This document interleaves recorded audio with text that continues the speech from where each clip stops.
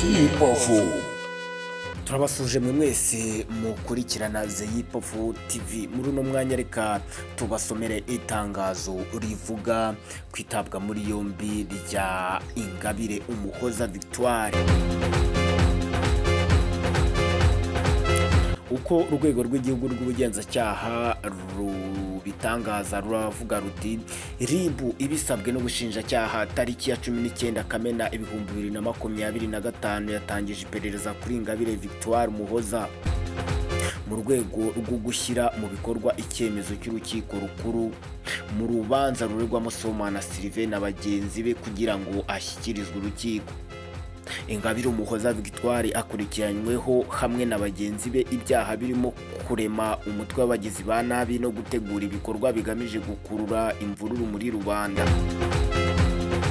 Akaba afungiye kuri sitasiyo ya ribu ya Remera mu gihe ategereje gushyikirizwa ubushinjacyaha.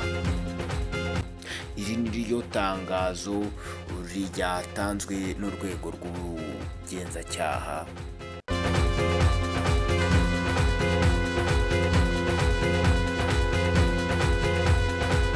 Zeyipofu.